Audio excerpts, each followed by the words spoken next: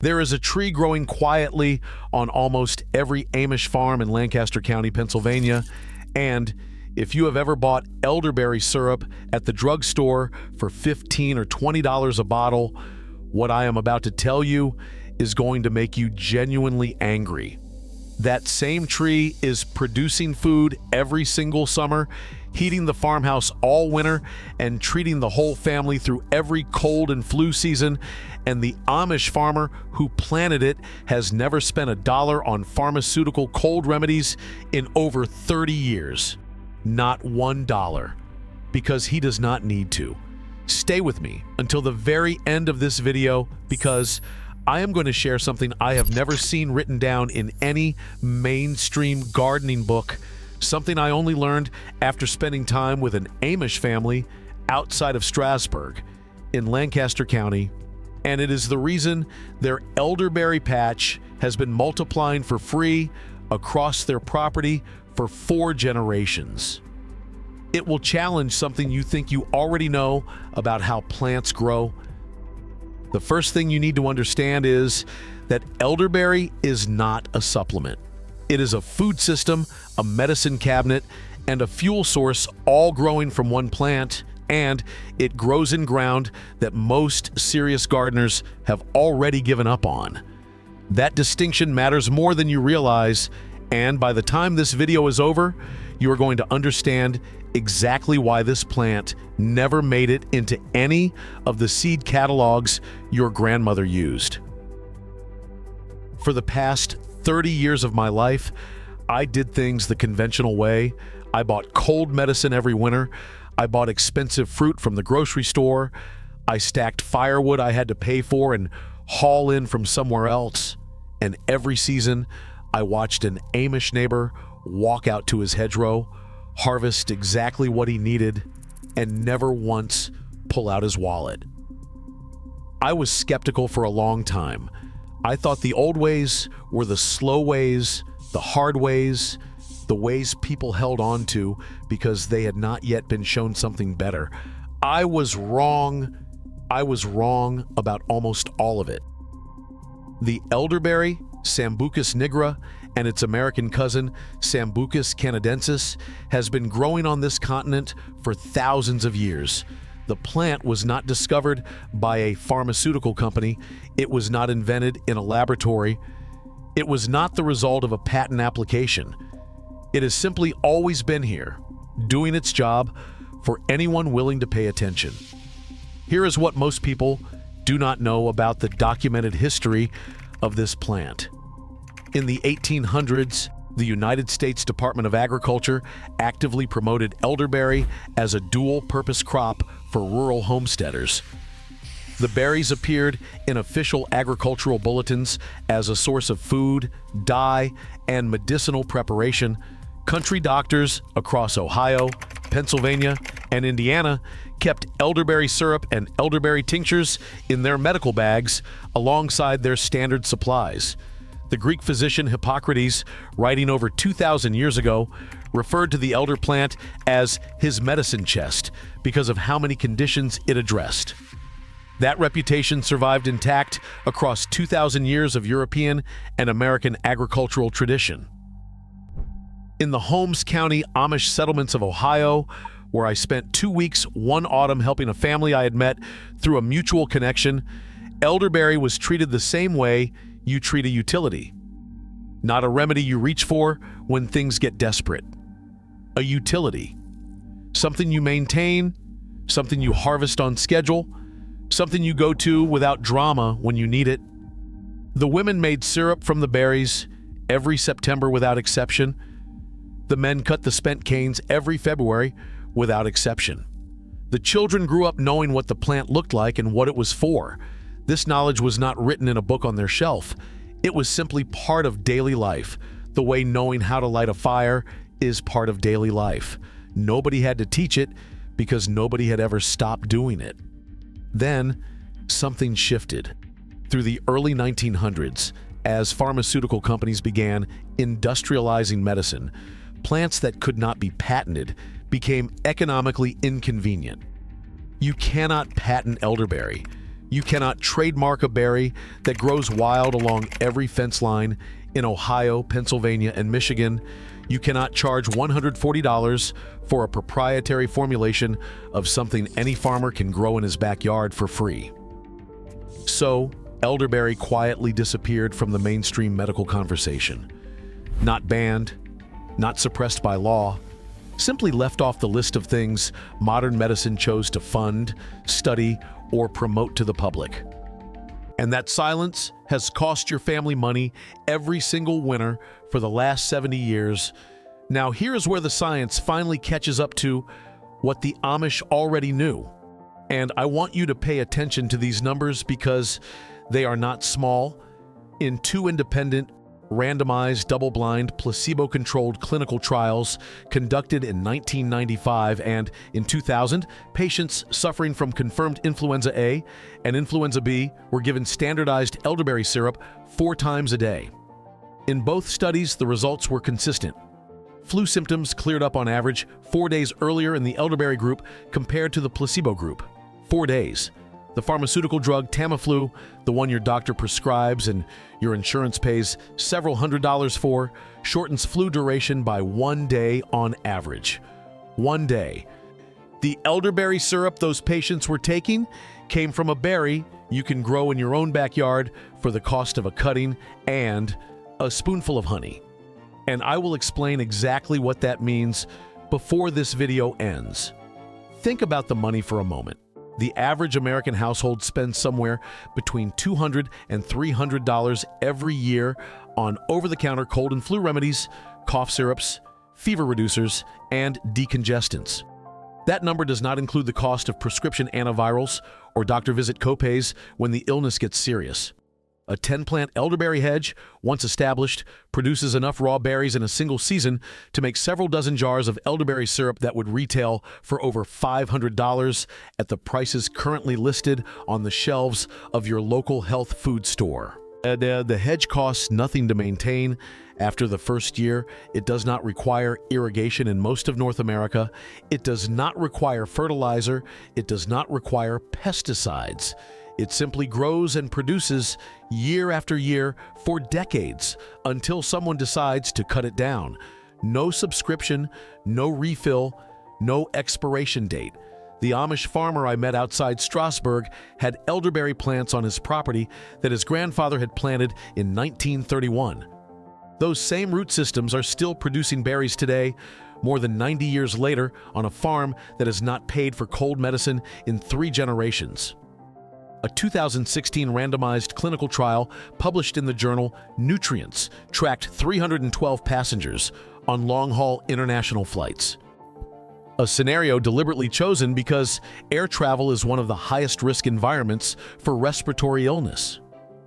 The group taking elderberry extract experienced cold episodes that lasted, on average, 4 3/4 days. The placebo group suffered for nearly 7 days. The researchers found a statistically significant reduction in both duration and symptom severity. The elderberry group recovered almost 40% faster than the people taking nothing. What is actually happening inside those berries that produces this result? Elderberries are extraordinarily rich in compounds called anthocyanins, primarily cyanidin, 3-glucoside, and cyanidin 3-sambubioside. These are the same class of compounds that give the berry its deep, dark purple color and stain your fingers when you harvest them. Research has shown that these anthocyanins bind to and inhibit a specific enzyme in influenza viruses called neuraminidase, which is the same enzyme that pharmaceutical antiviral drugs like Tamiflu are designed to block. The berry accomplishes, through natural chemistry, what took a multinational pharmaceutical company decades of research and billions of dollars to approximate synthetically. And nature got there first by roughly 2,000 years. This is exactly why, in the spring of 2020, the Food and Drug Administration sent formal warning letters to elderberry supplement companies across the United States. Not because elderberry was shown to be dangerous, not because it harmed anyone, but because those companies were making specific medical claims about elderberry products in connection with a respiratory virus, and the FDA requires a pharmaceutical approval process before any substance can be labeled as a treatment. An unpatentable berry that outperforms a high-margin prescription antiviral on the basis of 2,000 years of traditional use and multiple peer-reviewed clinical trials is a structural problem for a system built around proprietary drugs. You can decide for yourself what to do with that information. I want to be clear about something before we go further because I know how this sounds. I am not telling you that elderberry cures everything. I am not telling you to throw away your doctor. The Amish families I know do see physicians when they need to. They are not reckless. What they are is deliberate. Yes, they use the tools that work at the household level for the everyday illnesses that should never require a pharmacy visit in the first place. A cold that lasts 7 days costs you 7 days of productivity, missed work, and miserable nights. If there is a plant growing in your backyard that can reduce that to 4 or 5 days and simultaneously produce 100 pounds of antioxidant-rich food each year, the question is not whether to grow it. The question is why you have not already started.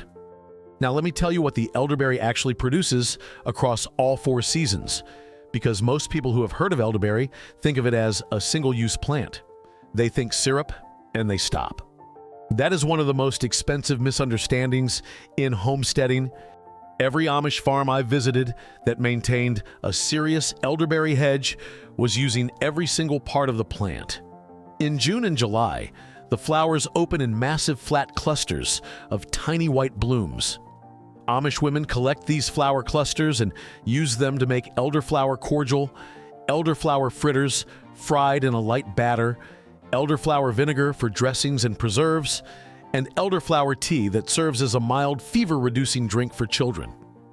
The flowers have a light muscatel fragrance that is unlike anything you will find in a grocery store. One mature elderberry plant can produce dozens of these flower clusters in a single season. You're not buying $8 sparkling elderflower water from the grocery store anymore. You are walking outside and making it yourself. So, by late August and early September, the berries arrive in dense, dark purple clusters. One mature elderberry plant can produce between 12 and 15 pounds of berries in a good year. A hedge of 8 to 10 plants, which takes up no more space than a standard garden fence line, can yield over 100 pounds of berries annually. At current retail prices for fresh elderberries, that hedge represents several $100s of produce per season, year after year, from plants that require almost no purchased input once established.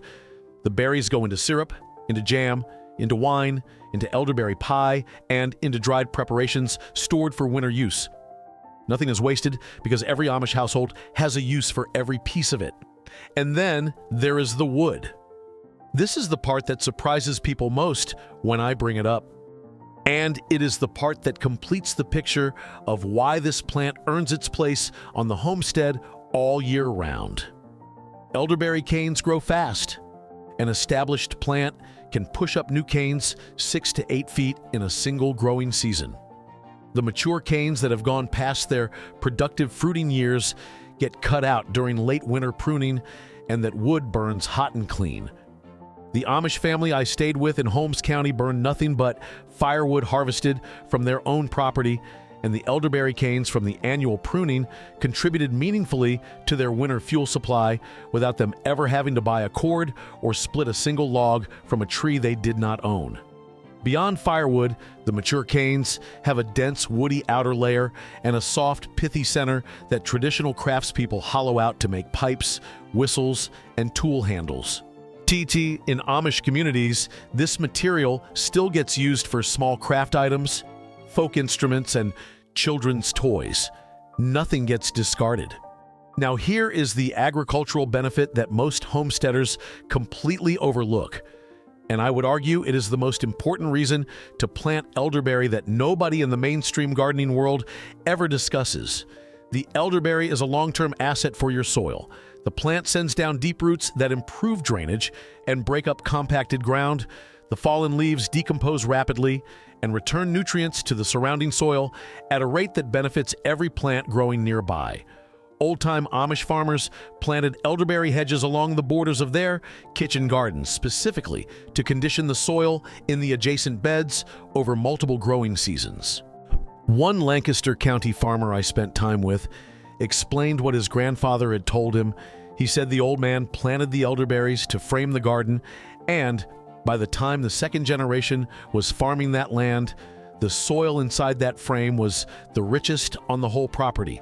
Nobody designed that outcome on paper. His grandfather simply observed what happened when elderberry was present and acted accordingly.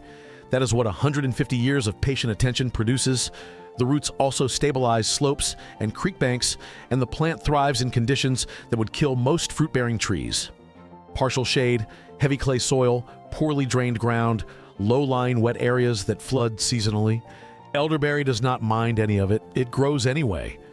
That resilience is part of why it survived in rural Amish communities without requiring the soil amendments, the raised beds, and the expensive interventions that modern agricultural thinking imposes on less forgiving plants.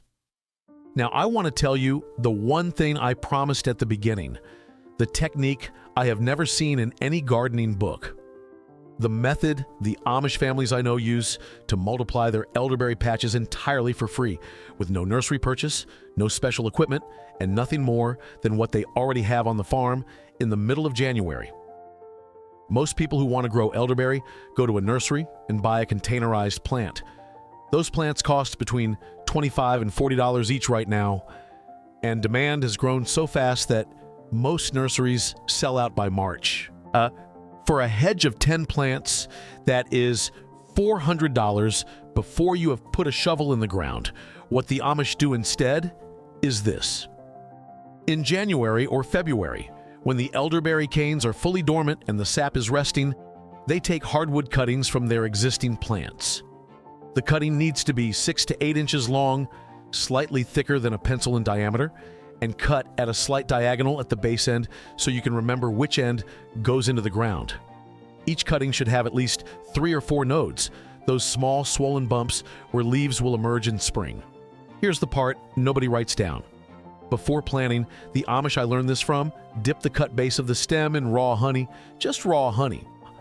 Not the store-bought commercial rooting hormone powder that costs $12 a jar and is synthesized from petroleum-derived compounds. Not the formulations that cannot legally be used in certified organic production. Raw honey from their own hives or purchased from a neighbor at the local market. The honey functions as a natural antimicrobial barrier that protects the exposed cut tissue from the fungal and bacterial pathogens that attack fresh stem tissue buried in moist soil.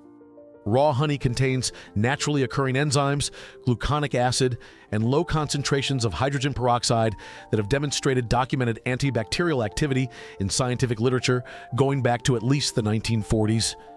The Amish grandmother who taught me this technique did not know the chemistry behind it. She knew it worked because her mother had shown her, and her mother had shown her grandmother, and the plants kept multiplying every year without a single one dying of rot. After dipping in honey, the cutting goes into a pot of moist soil, not wet, moist, with at least one node buried below the surface and at least one above the surface. The pot goes in a cool, sheltered location, ideally between 40 and 50 degrees Fahrenheit, which in January and February means an unheated garage, a sheltered outbuilding, or the shaded north side of the house. Cool temperatures are critical. They encourage root formation before top growth begins. If the cutting warms up too fast, it redirects energy into producing leaves before the root system exists to support them and the cutting collapses. The Amish family I learned this from stored their cuttings in an outbuilding they called the cool room, a north-facing stone structure attached to the main barn that stays around 45 degrees through February and March in central Ohio. 8 to 10 weeks later, most of those cuttings have developed a root system strong enough to transplant. By mid-April, they have new elderberry plants that cost nothing but a few minutes of winter work and a spoonful of raw honey. One established elderberry plant can produce 20 or 30 viable cuttings from a single winter pruning session, which means one plant you already own can become a 30-plant hedge in a single growing season, completely for free, while simultaneously producing the wood you cut away as fuel for the fire.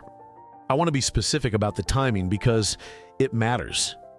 You take the cuttings in January or February when the cane is fully dormant. You dip in honey the same day you cut. You plant in moist soil the same day. You keep them cool and undisturbed for 8 to 10 weeks. That is the whole method. I have looked for this honey dip technique in extension service publications from Penn State and Ohio State. I have searched through Cornell's small farm resources and through the USDA planting guides. I have read through every homesteading book I own. It does not appear anywhere. Every published source I have found recommends commercial rooting hormone or suggests skipping a rooting agent entirely since elderberry is easy enough to root without assistance. But in the Amish households I visited, the honey was treated as obvious. Of course you use honey. The hive is right there. What else would you reach for? That gap between what is completely obvious inside a traditional farming community and what appears in any guidebook you can buy is exactly the space where the most valuable knowledge lives. There is a reason the Amish have remained self-sufficient across generations of economic disruption, supply chain failures, and medical emergencies that left the rest of the country scrambling to find products on empty shelves. It is not because they are simple. It is because they made a deliberate choice, generation by generation, to preserve knowledge that serves the household rather than the market. The elderberry is one expression of that choice. One plant that feeds the family in summer, heals the sick through winter, warms the house through February, improves the soil for the next generation, and multiplies itself for nothing, as long as someone bothers to take a cutting in January and dip it in honey. You have been paying for an imitation of something you could have been growing yourself the entire time. That is the honest summary of everything I just told you. What I want to know from you is this. Before today, did you know that elderberry flowers were edible? That you could eat them as fritters or drink them as cordial right off the plant?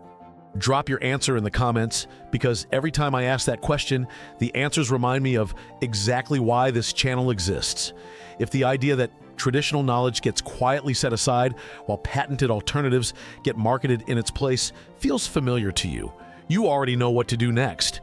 And if you leave this video without subscribing, the next system we uncover will pass you by completely. The one coming next has the potential to cut your winter food bill in half starting this coming season. The Amish figured that one out too. Hit subscribe right now so you do not miss it. The knowledge exists. The only question is whether you find it in time to put it to use on your own land.